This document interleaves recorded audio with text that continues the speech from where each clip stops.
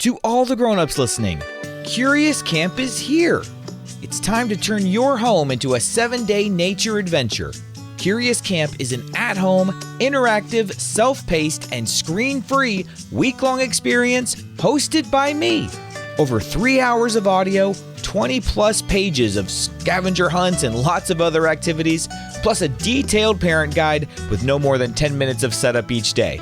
You only have 1 week to sign up, so choose your Curious Camp experience at CuriousKidsEveryday.com/camp. Again, that's CuriousKidsEveryday.com/camp.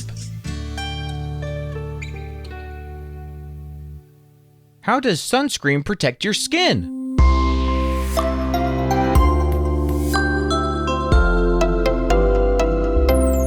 Hi, welcome to Curious Kids Every Day. I'm Josh. How are you doing today? It's so good to hear from you. Hey, have you ever been to the beach? My family went to the beach a few weeks ago, and we had such a good time playing in the water. But every day before we went outside, we had to put on sunscreen. Do you know why we need to wear sunscreen when we are going to be out in the sun for a while? Especially at the beach where there's very little protection from the sun. Well, because our skin is very, very, very sensitive to the sun. And I was reminded about this firsthand, or first shoulder, on the first day that we were at the beach. See, I forgot to put sunscreen on my shoulders. For the rest of the trip, my shoulders were red, and they really hurt. I won't make that mistake again. I was thinking about sunscreen today because I got a question from a kid in the Curious Kids Club named Easton. Easton was curious. How does sunscreen protect your skin from sunburns?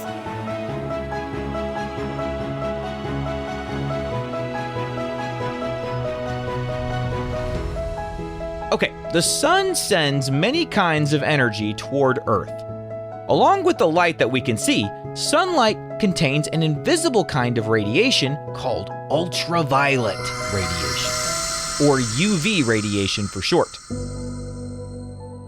Two types of UV radiation that affect your skin are called UVA and UVB. UVB is the main cause of sunburn. That's easy to remember because burn starts with B. UVA can travel more deeply into your skin, and both types can damage skin cells. So UVA and UVB, but UVB is the one that causes sunburn. Now, your skin already has some natural protection. It's pretty cool. It's called melanin. Melanin helps give skin its color and offers some protection from UV radiation. The amount of melanin varies from person to person. More melanin can reduce how easily someone burns, but every skin color can be damaged by too much UV. When too much UV reaches unprotected skin, it damages skin cells. Your body responds to that damage, and the skin can become red and tender and very warm. It hurts. That's what happened to me. On darker skin, a sunburn may look darker than the surrounding skin instead of bright red. The soreness and color change may not appear until several hours after someone has been outside. Okay, so now that we know the problem, let's talk about the solution. When you spread sunscreen across your skin, its active ingredients form a thin protective layer. Those ingredients meet much of the UV radiation before it can reach your skin cells. Different sunscreens contain different active ingredients. Mineral ingredients, such as zinc oxide or titanium dioxide, absorb UV radiation and also reflect some of it away from the skin. With less UV reaching your cells, your chance of getting a sunburn goes down. Sunscreen also helps reduce other kinds of skin damage caused by spending too much time in UV radiation. You can learn a lot about a sunscreen by reading its label. The words broad spectrum mean that the product protects against both UVA and UVB radiation. The label also includes an SPF number. Do you know what SPF stands for? That stands for Sun Protection Factor. The number tells you how much sunburn protection the product provides when it's used correctly. It's kind of like if you're playing a video game where you have a shield and the shield has a certain amount of strength built into it. So when you take an attack, you're less likely to get damaged if it's a strong shield. SPF mainly measures protection from UVB. A higher number provides more protection, but every SPF needs to be reapplied regularly. Dermatologists, those are skin doctors, they recommend choosing a broad-spectrum, water-resistant sunscreen with an SPF of 30 or higher. Water-resistant sunscreens can remain effective on wet or sweaty skin for just a limited time, and the label will tell you how long it lasts. Sunscreen works best when it's completely and evenly covering all exposed skin. Missed places create gaps where UV can reach the skin. That's why my arms didn't get sunburned while my shoulders did. I had sunscreen on my arms but forgot to do my shoulders. No sunscreen blocks every UV ray, so other kinds of protection are important too. Clothing covers your skin, that's a good protection, while a wide-brimmed hat can shade your face and your neck.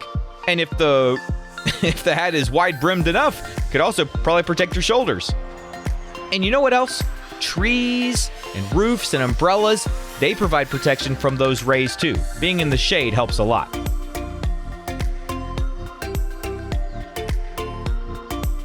Now, did you know that UV rays can still reach you on cloudy days? Water and sand can reflect UV, which may increase your exposure at the beach. You can even check the UV index before heading outside. The UV index forecasts how strong the UV radiation is expected to be that day. When the UV index is 3 or higher, it's recommended that you protect your skin from too much exposure. So, sunscreen protects your skin by absorbing UV radiation and, with some ingredients, reflecting part of it. That protective layer allows less UV to reach and damage your skin cells, which means you can enjoy the beach without getting burned.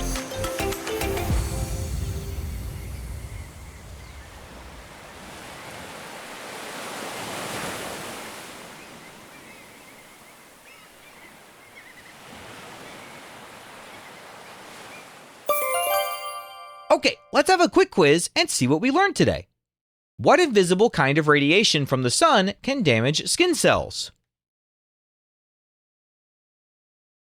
That would be ultraviolet radiation or UV radiation. Which type of UV radiation is the main cause of sunburn? Remember, burn starts with B, UVB. And what words on a sunscreen label mean that it protects from both UVA and UVB? You are looking for the words broad spectrum. And what does the SPF number tell you? It tells you how much sunburn protection the product provides when it's used correctly. Let's play true or false. True or false? Clouds prevent all UV radiation from reaching your skin. That's false. UV radiation can still reach you on cloudy days. True or false? People with more melanin never need protection from UV radiation. That's false. Every skin color can be damaged by too much UV. True or false? Sand and water can reflect UV radiation. Yep, that's true. True or false? A high SPF means you never need to reapply the product. That is false. Every SPF needs regular reapplication. Would you rather play at the beach or play in a forest near a waterfall?